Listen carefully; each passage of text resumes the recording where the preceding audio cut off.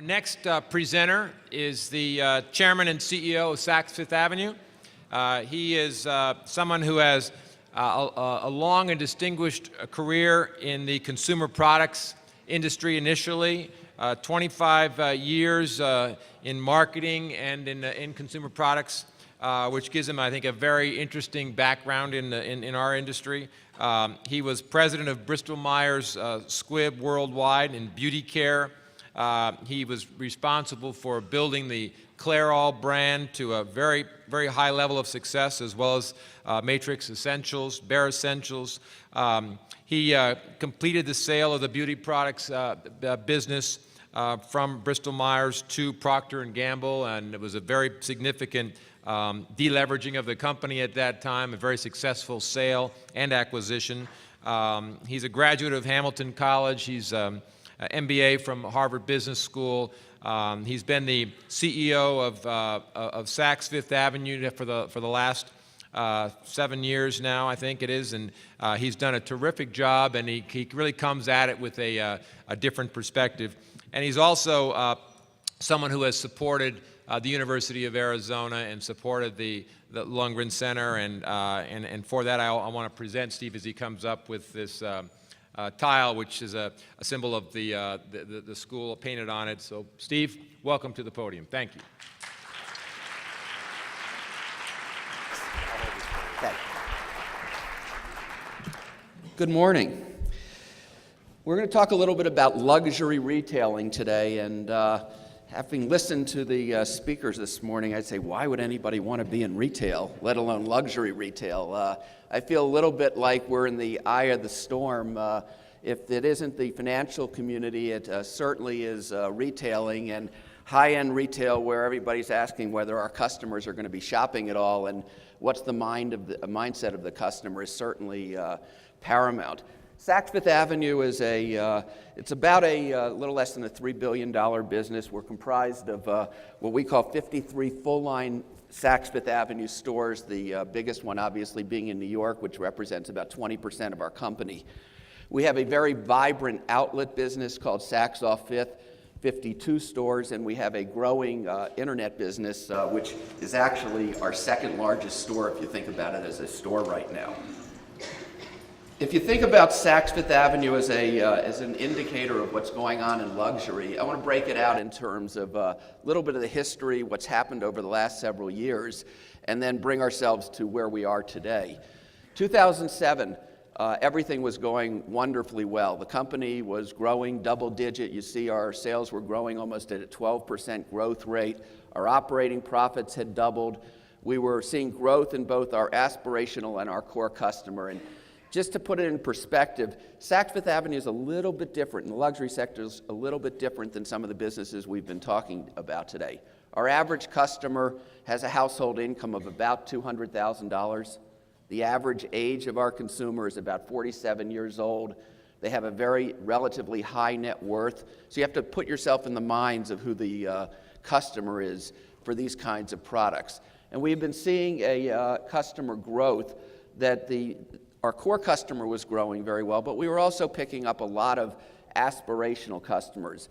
Aspirational because people like to buy the brands that Saks Fifth Avenue sells. Saks Fifth Avenue is all about brands. It's not as if you were to talk to Terry's business, he has a very large private brand component, maybe as much as almost 20%. If you look at a Saks Fifth Avenue, it's less than 5%. We're made up of brands that you would recognize, Chanel, Prada, Gucci, go on down the list of, and Calvin Klein certainly being one of them. But what we're about at a Saks Fifth Avenue is limited distribution brands. They're special. They're differentiated because they're not widely available. And during the course over the last many years, you've had an increase in the desirability of people wanting to tap in to these brands and aspire to having a Prada handbag or a Gucci shoes or a Christian Louboutin shoes, which brands that many of you would have heard of. So you had very outsized growth in a lot of the categories, especially areas like handbags, shoes, and jewelry. And then you started to see towards the end of 2007 the slowdown in the economy. The slowdown first occurred at the lower more at the moderate, lower economic levels, and the high-end customer was holding up quite nicely. In fact, if you looked at the last part of 2007, the high-end customer, our growth in the fourth quarter of 2007 was actually about 10% same-store sales, whereas you were seeing a much more rapid deterioration at the lower segments of the economic scale. So we were feeling, hey, at that point in time, the high-end customer was holding up pretty well.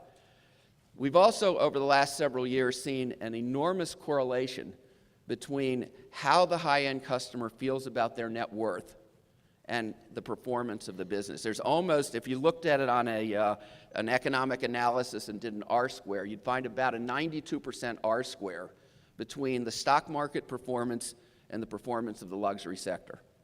As high an R-squared I'd ever seen. And what happens is that as the customer feels good or bad about their personal net worth, that's how they feel about shopping. Because the kinds of things that people buy at a Saks Fifth Avenue aren't necessity. These aren't needs. These are much more wants. It's things that that make them feel good about themselves, about their position, about what they like to be doing in life. And you saw the beginnings of a stirring going on in the latter part of 2007, especially when you started to see the volatility in the stock market. If you remember, the market peaked in the fall of 2007 at about 14,000 on the Dow, and you started to see these vast swings in the stock market in terms of volatility. If you fast forward a little bit to over the course of this past year, I think of the 80 highest volatility days in the history of the stock market, 40 of those days took place within the last year. And that volatility in the stock market started to get our customer, the high-end customer, a little bit concerned. They started to feel, hey, what's going on here? And you saw the market go from 14,000 down to 12,000, down to 11,000. And we were talking at that time, you could see as the stock market came down, their personal behavior started to change, and they started to say, hey, I don't feel quite as good, and maybe I'm going to start holding back in terms of my own behavior. If you look at the beginning of 2008, you saw a relatively flat performance. Remember, the fourth quarter for us, and I'm using us, Saks, as a paradigm. If you looked at the numbers for Neiman Marcus, which is our primary competitor, or even a Nordstrom, you would see somewhat similar patterns. Neiman's is probably the closest in terms of a comparison to as an indicator of the luxury sector. So if you had a 10% growth in the fourth quarter, in the first half of the year of 2008, you saw about a 4% growth in the first quarter and a flat performance in the second quarter as the stock market was starting to deteriorate.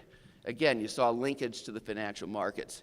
And then all of a sudden, as you got into that fall period, right around when Lehman went bankrupt, in September, and you saw this market, I remember being in Paris having dinner with I happened to be at a dinner with the CEO of Neiman Marcus the day that the stock market went down 700 points. And you saw the stock market free fall, and you saw our consumer starting to panic because they were watching their net worth deteriorate, and they were starting to feel like, oh my gosh, where's bottom? Is at the point you were at 9,000, 9,500, and asking where is this thing going to be going? And you saw a business that had been flattish in the first half all of a sudden go into double-digit decline. You were down about 11% in the August period, down 15% into the September period, and then all of a sudden you went down into the 20% plus range. And the interesting thing was, at this point, you had an enormous discontinuity between supply and demand. Luxury products operate on a relatively long lead time. You're buying products 6 to 9 months out. That's the cycle. So right now, for example, we've already made the decisions for next fall. We've placed our bets as to what next fall is going to be looking like. At the time that we made our decisions for the fall of '08, which was, let's call it in the December, January type of time frame, where we were still seeing double-digit growth, we thought we were being conservative and planned to buy at about a +2 or 3 in terms of growth. Well, when you saw -15 to 20 versus a buying product at about a +2, the discontinuity of supply and demand for Saks alone was several $100 million. If you compound that with our competitors as well as with the vendors, because they were doing the same thing in terms of their own manufacturing for their own stores, because they're not only our vendors, but they're our competitors because they have their own stores. There was probably somewhere in the neighborhood, and I'm guesstimating this, $1 billion too much product in the system. So you had a consumer that was pulling back, you had much too much product in the system, and obviously when you have a disconnect between supply and demand, you end up with having more promotion that you want. And you have to get rid of the product, because a lot of these products, some of them are what I would call what you'd call ongoing replenishment type product, but a lot of it's fashion goods that are going to have a short lifespan and are going to essentially have to be discounted. So what you ended up seeing in the latter part of last year were deals that you've probably never seen before. You see gross margins and financial performance of all the competitors deteriorate because the product had to be cleared. And you end up getting to a position where the customer was, one, not feeling very comfortable about their own situation, but they were certainly buying the product when it was on sale. And you can see it in some of the numbers, and there are a lot of numbers here, but just in terms of overall 2008, you can see Saks was down at about a 6% and Neiman's down about 11%. And you can look at some of the other competitors. We didn't put Macy's on here, but we have a number of the competitors. The interesting thing is to look at how the deterioration occurred from the December, January, February period, that the high end, which had held up, again, remember the 07 double-digit growth, deteriorated so that you were now seeing down in the 20s of declines as you went into the first part of 09. Saks probably took a bigger hit in January, February of 09 because we didn't have any product left, because we were very aggressive in clearing the clearance product out. Our clearance levels were down about 50% versus the prior year. So what we had done was aggressively promote in November, December, so you saw much higher levels of performance there. By January, February, we were clean relative to product, so coming into this year, we had a lot less product. So the question that you look at all these numbers and what does it say is you see a situation where, as I don't know, was there Tom was making the comment about flat is the new growth. At the high-end luxury retail, -20 is the new flat. So, so that was where you were sitting at. And the question that everybody's asking today is luxury retail dead? What's going to happen? Now, if you believe where the stock market's at, and you look at some of the stock prices where you see a stock like ours is down as much as 85-90% from the peak, a lot of people betting that these companies are going to go under, that they're not going to survive, that the consumer is walking away from luxury, and that the world has dramatically changed and you're not going to see these kinds of businesses survive. And there's a scenario that people will look at, and there are going to be a lot of people who believe that. I would argue that that's not the case. That, first of all, companies like us have the wherewithal financially to survive. Fortunately, we have a good balance sheet. We have a lot of flexibility financially and are going to be able to withstand if this thing lasts for several years. We'll be able to deal with it. But the more important question is, what's the consumer going to be like? Does the consumer going to want to buy the kinds of products that we sell? And my answer to that is that it's not dead, but it's going to evolve. You're going to see changes in the marketplace. It's going to be a little bit different world, but some of the basic fundamentals of people wanting to have limited distribution brands, wanting to have not just the basics, but wanting to have special products, differentiated products, products that make them feel really good. And by the way, our customer, again, think back, it's this couple $100,000 average income. That person is not necessarily yet unemployed. The unemployment rate that came out today, in fact, we're over 7% on the national unemployment. The unemployment among college grads is around 4%. The unemployment of our customer is probably very substantially below that level. The problem with our customer is, and I'll tell you right now, I feel better today with the Dow at 8,000 than I did at 6,500 4 weeks ago. The question that we wrestle with every day is not, now if you told me with certainty, I usually tell people, and I do a lot of Wall Street conferences, tell me where the Dow is at the end of this year, and I'll tell you how our business is going to be doing. It's as simple as that. If the Dow is going to be at 3,000 or 4,000, we're going to have a tough time. If the Dow is at 8,000 and we're on a L, or we're starting to grow back again, then I would tell you that I have very good confidence relative to the longer term because of the nature of the products that we sell. People love brands. People love the special things. Look at the video that Tom ran, and it's about celebrity. It's about the runway. It's about what's going on in Hollywood. And that's all about brands. Even when you look at what the amount of press that you see out of Michelle Obama relative to the trip that she's doing this week, look at the amount of press around what designer she's wearing and what kind of outfits and there's still an enormous amount of cultural interest in these kinds of products. But it is evolving. As I've said, the customer today doesn't feel very good about their financial stability. So they've been changing. They've been shopping. I think one of the great lines, and I'll give credit to Bertansky, the chairman of Neiman Marcus. I don't know if he really started it or not, where he said that the consumer is shopping their closet. That's probably a lot of what's going on right now. They are shopping their closet. They're going in there and saying, hey, do I need another pair of Manolos, or do I need another Armani jacket? There's a little bit of that. So what's happening is if I'm a manufacturer, if I'm a vendor, if I'm John Varvatos, who's going to be speaking with us, if he's going to only come out with the same thing that he did last season, it's probably not going to draw the attention of that customer. But if it's different, if it's special, that they are going to find. The customer's also looking in their closet and saying, hey, I'm interested in value. Value is a word that all of us are thinking about today. But value in our terms isn't necessarily just price. Value is price, it's quality, it's design. People want to feel that whatever they're buying is worth the price that they're paying. That means understanding what's the fabric that's going into the product. How much is what are the handwork? I was amazed once. I was in a session with Hermes, and the number of hours, I think it takes something like 15 hours to make an Hermes scarf. The number of hours that it goes to take in making a Louis Vuitton handbag.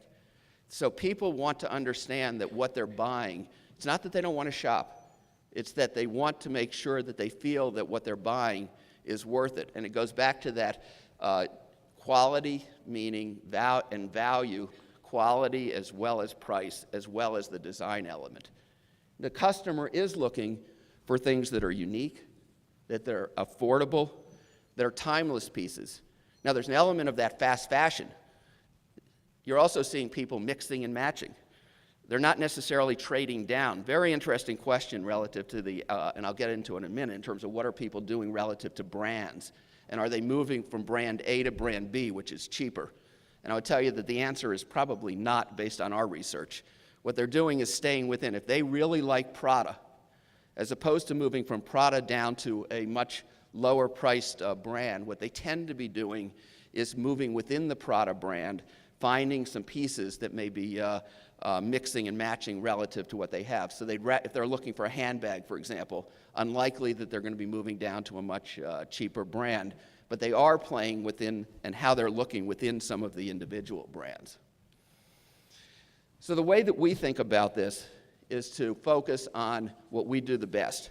And our strategy to running our company has been around what we call a three-legged stool.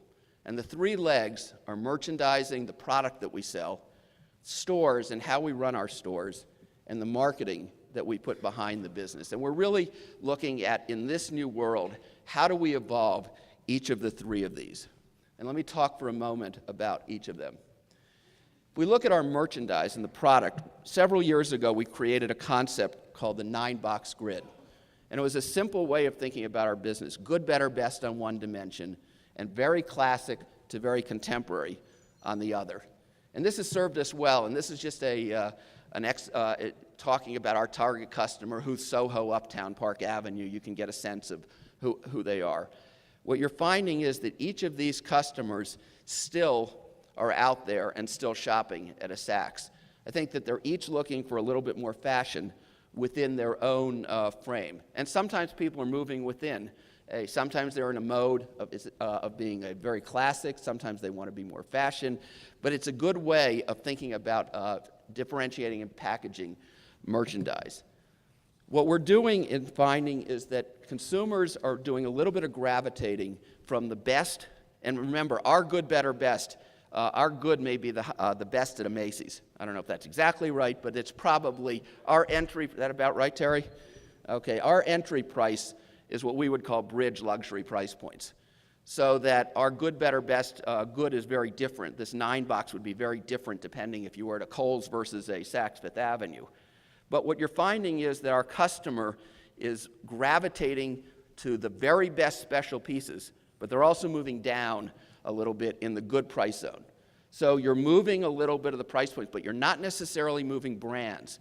So for example, within a Prada, you're finding that the mix of our buying, you may find that Prada is now selling a $700 handbag versus their lowest price point being $1,000. I was in Paris about a week or two, I guess about 3 weeks ago now, and with Christian Dior. Christian Dior, their entry price point handbag was about $1,500. Their core bags being about $2,000. If you look to this next fall, you're going to be seeing Christian Dior selling a $950 handbag. Now, any of us are going to look and say $950 is a lot for a handbag, but for that customer and our customer, a Christian Dior handbag at $950, and it's with a different fabrication, but it's still a special handbag, and if that's the it handbag, I guarantee you that we'll be selling it out. So that what you're seeing is a gravitation and a widening of the mix that a Prada, that a Chanel, Christian Dior dresses, they'll sell dresses at $12,000 to $15,000. Their entry cocktail dress last year was $3,000. As you go into this fall, you're going to see a Christian Dior cocktail dress at $2,000. So widening of the price points within the brands. And my guess is if I were to look at our mix of buy, good, better to best, you're going to probably see a gravitation of maybe 5 to 10 points moving from the best into that good, better within our own assortment. But understanding that it's still within the brands that represent a Saks Fifth Avenue. I think that it's very important, though, that people understand that you can't change who you are. And one of the mistakes that Saks made over many years, over a period of years, was to be schizophrenic in terms of what it stood for. It's very important that Saks stand for being a luxury brand. So what we're doing is continuing to invest in those things that make us very special. We're in the midst of redesigning and putting what we call creating the largest luxury floor, certainly in the United States, probably in the world. This is an example of Yves Saint Laurent, one of the shops opening up. But this will be a designer floor in New York that represents about 35 to 40 of the world's leading luxury brands all in one space. And that's an indication of our commitment that we still have to be a luxury player, but we have to understand the evolving nature of what luxury is all about. We just opened up, Kiton is a men's brand. This is probably the highest, most expensive ready-to-wear men's manufacturer. It's an Italian brand from Naples. Very high-end, but this is an example of a shop that just opened in our New York store that indicates a commitment to being in luxury. In Boston, here's an example of a new Louis Vuitton shop that just opened up. So what you're looking again is sticking with the notion of staying as a luxury player, but broadening the mix, offering that consumer those very special pieces at the high end, but broadening the good, better component of the business. In terms of the stores, making sure that we focus on service. This is a business a little bit different than a lot of others. Probably most of our business is done by clienteling. There's a relationship with an associate. They know who their person that they deal with in certain store. The number of letters that I get and emails talking about the great service or the bad service that I got from so-and-so. It's about making sure that we're providing that level of service. We've invested tens of millions of dollars over the last couple of years in probably the best clienteling system in the United States relative to understanding cross-shop patterns, what consumers have bought, how we're going to interact with them, understanding how they like to be communicated with, what's their purchase patterns, history. And we're able to then have a much better relationship with that customer. And then using all of the tools we have, whether it's our personalized shopping, our loyalty programs, the clienteling software that we use to better touch that customer. And we're also making investments in the physical plant. Now, one of the things that I'm sure all of us think about is how do you weather the storm? And we're cutting way back in our total capital spending. But what we've done is, over the last couple of years, invested in our physical plant to make sure that we are in good stead and can weather this for the next several years. We invested, an example was a renovation and addition in our store in North Palm Beach. And in New York, where we created the world's largest shoe floor. Many of you may have heard of this one. This is called 10022 Shoe, which is a wonderful marketing tool. The concept being it's so big, shoe floor is so big it has its own zip code. And it was remarkably successful. It's in one place. All of the world's best shoe brands. That one floor has over 100,000 pair of shoes. And it's remarkable in terms of the shopping experience. We replicated it in Beverly Hills, and we've done it in a number of other stores as well. I think one of the other areas that we focused on to change in this environment is in marketing. As Terry said, I spent over 25 years as a consumer marketer, and I found that how we do marketing in retail is a little bit different than what I found in my own life. And what we're doing as a company in this environment is becoming much more local. Maybe I think maybe a little bit different than my Macy's, but it's a way of thinking about local marketing. Some of the genesis of it came from, I went to a store about a year or two ago, and I remember going in, and the store was a relatively small store. Let's say it was doing about $30 million in sales. And I was with the general manager, and I asked the person, what does it take for this store to go from $30 to $50 million? Because the difference between 30 and 50 million would be enormous change in the profitability of the store. And the answer came back to me, well, I need Prada, or I need Gucci, or I need Chanel. I don't have this brand or that brand.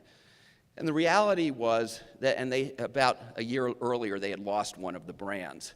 And the reason they had lost one of the brands was they weren't doing enough volume on that brand to sustain the distribution. And I said to them, the reality is it's not so much that you need this brand or that brand, it's you need a lot more customers in the store. And you need to develop and identify who the customers are that are going to drive the business in your store. And that's really the genesis of our local marketing. It's about how do we attract more customers to the store on a local basis. And that means understanding who are the customers, because we're a niche business. We're a specialty business.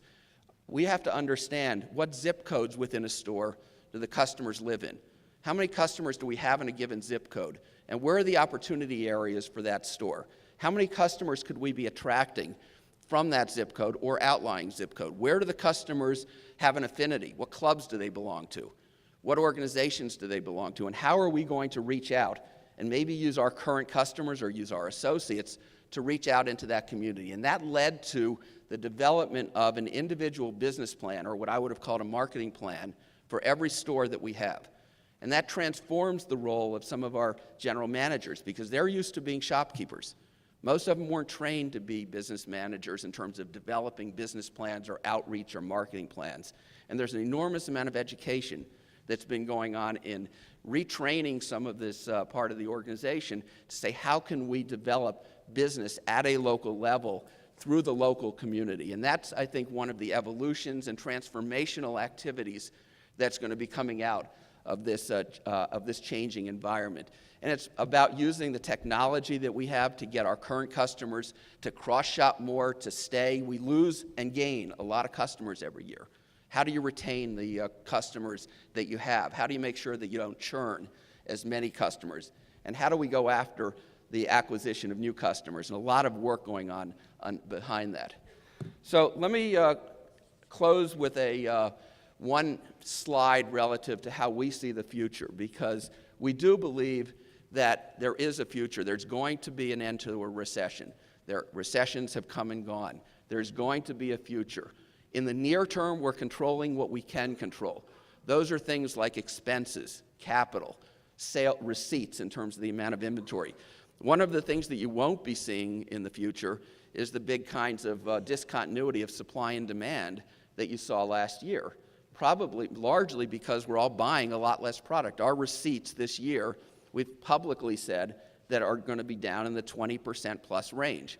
Well, if we're buying 20% less product, and remember, goes back to supply and demand, then you're going to see much more alignment in terms of in the near term. We're resizing the cost base, recognizing that in the near term, the business isn't going to be the same size.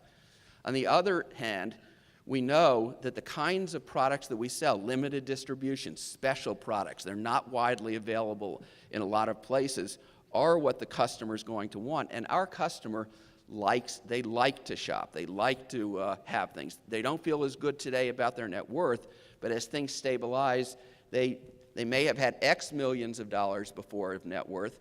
It may be X divided by 2 today, but it's still a substantial number.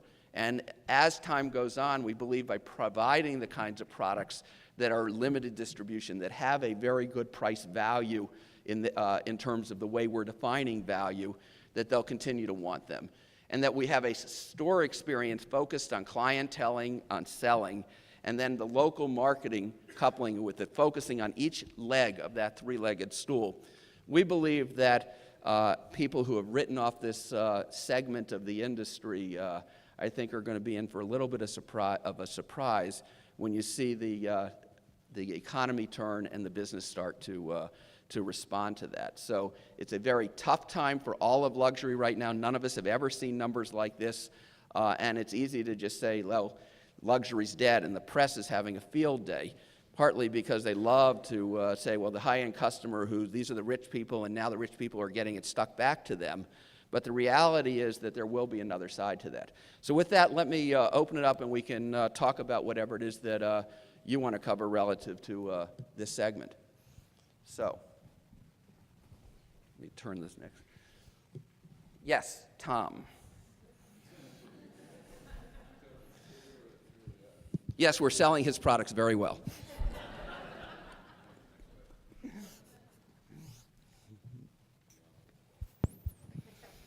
Sorry, thanks. You and I actually were talking the other day that I suspect to a large extent baby boomers have been driving your business for the last decade or more. And with baby boomers losing a very significant amount of their retirement income, their retirement portfolios, is it your sense that your consumer is going to skew younger? And do you agree that the baby boomers are going to slow down, or a significant portion of them? And if it does skew younger, what are you doing to plan for that? You know, I think our customer has been starting to skew a little bit younger over time. When I took over the company, the average age was in the 51 years. It's now in the 47 years, and that's, in the scheme of things, is a reasonably substantial bringing down of the age group. I also think, by the way, that it's not just about age. It's about attitude.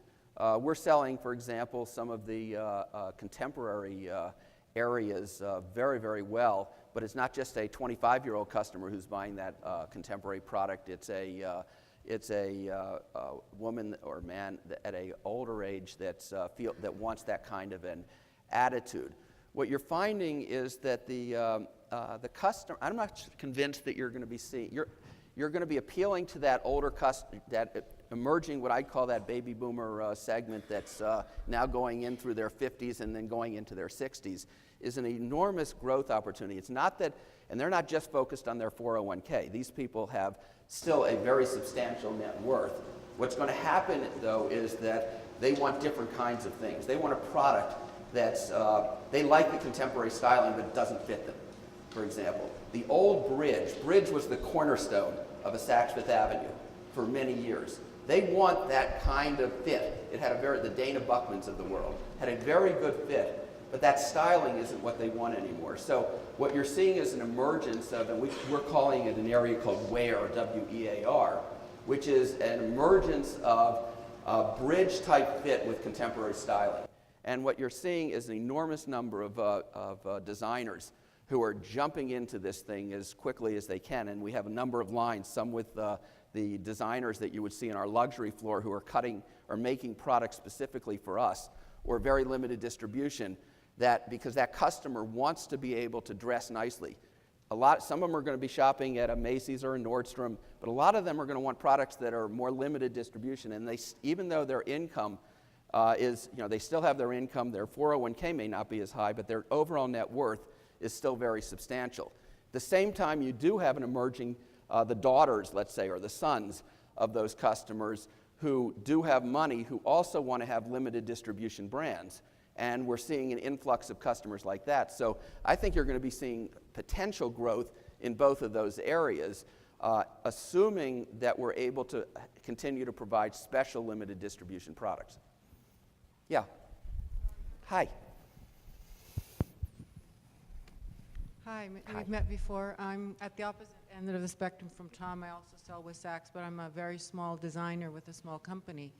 And there's a juxtaposition here when we're talking about somebody with the scale of Calvin Klein that can brand and do the advertising they do, as opposed to you're saying you want limited edition companies that differentiate Saks Fifth Avenue from everything else in the marketplace. So how do you create that balance? Yeah, I think that one of the toughest things that our merchants have to do right now is if in the near term you're buying 20% less product, and you want to make sure that you have special pieces, and you want to assort with a good, better, best mindset in every category, whether it's jewelry or apparel, and you want to be able to bring in some of those new differentiated brands, you've got a balancing act. You can't do everything. If I was a new designer trying to get into the business, I would tell you it's got to be a very tough time right now. One, to stay afloat, and then two, to be able to get distribution when everybody's cutting back. What you have to do, I think, is make choices. If one of the lines I really didn't talk about much is you may find that in a number of stores, you may just make a decision that we're just going in the best zone. We're only going to be playing in jewelry, shoes, and handbags, and we may let good, better in apparel because we're not making any money at that zone of business, which would be the very high-end apparel in a number of stores. So you may just cut out certain brands.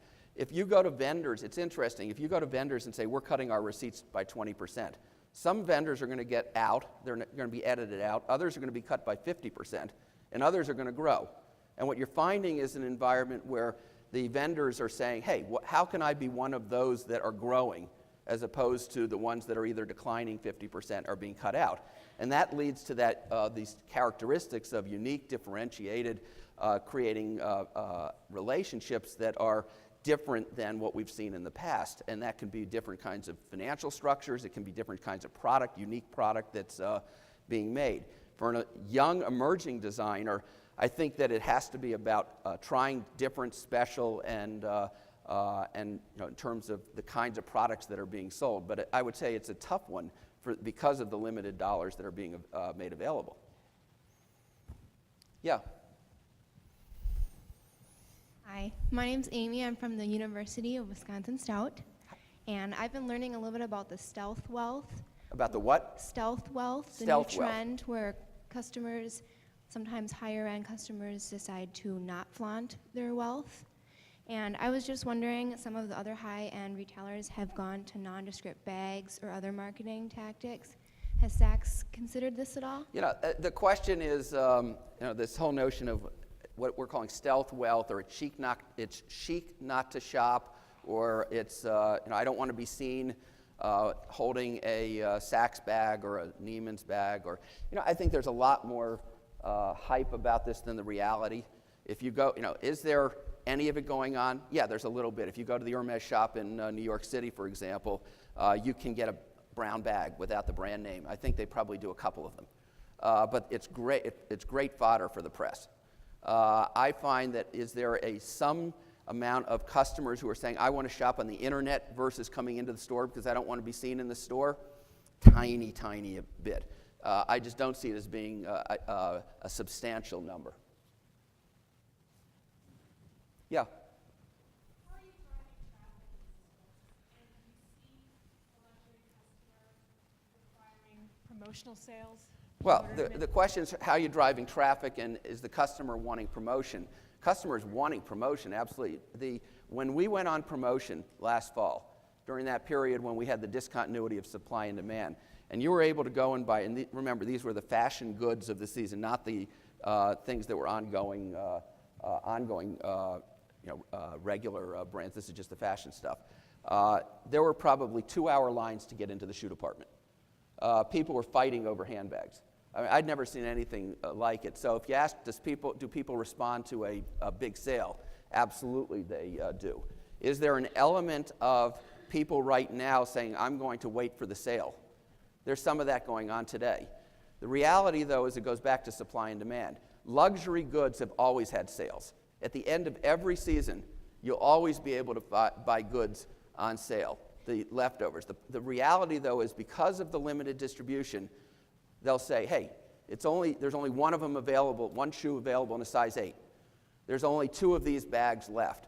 And when they're gone, they're gone. It's not quick replenishment where you're going to be able to get another one. And that's part of the psyche. And the reason why when you know that the receipts are down 20-25%, and there's going to be a lot less product come fall, or there's a lot less product today. We came into this season minus 15% in our inventory. When you see that we're at minus 15, it's still not where it is. The consumer's at minus 20-25. But when you have there's not much of a gap, so you're not going to have the same kind of discounting. And when the customer knows that if they can't get it now, or maybe they'll get a little bit of a deal by when friends and family comes, or one of the discounts. But what's going to happen is that it's going to go back to a more normalized state because of the exclusivity. What are you doing now to get them in? Full price selling is a tough thing. We're still doing a lot of full price selling. It's just not as much as we were seeing before. It's about clienteling, it's about service, it's about providing amenities to the customer. There are a lot of things that you can do through relationship. We have held the line right now and aren't doing discounting on the major brands. I mean, we've been probably the purest in the last couple of months relative to not discounting some of the very high-end brands through what we call electronic gift cards and things like that. There will be discounting come the next month or two relative to the normal promotional timetable of the industry. Yeah. I'm trying to reconcile my head the 3 presentations between the REI customer, the Calvin Klein multi-brand, and the luxury customer you have. I don't even know how to phrase the question. Do any of those values we heard about earlier this morning out of REI, are you seeing that in your Soho customer, or how does that impact your business? I don't know that it's a question of Soho, Soho versus Park Avenue. I think some of the values, that was a wonderful presentation, and I think some of the values that we're talking about there are just as important to a Saks customer, whether it's environmentally friendly, whether it's giving back to the community. So one of the biggest areas that we focus on is charity and give back. Our customers, we may do it in a different form than an REI. So for example, we're donating enormous millions and millions of dollars to charitable, or let's say our Key to the Cure, which is a charitable giving to cancer research, is probably our largest promotional program of the year. We're involved with Charity Water right now in the stores relative to give back. So our customers very much focused on giving back. They know they've done well. They know they're successful. They know they have a net worth. Linking to charities and give back is very important to our customer. Supporting environmental causes, and we could go through our whole green strategy relative to how we're operating. It may be different than the customer whose headset is more focused on outdoor living, but I think some of the values are very similar. It just may be translated differently for that wealthier customer. All done. Thank you.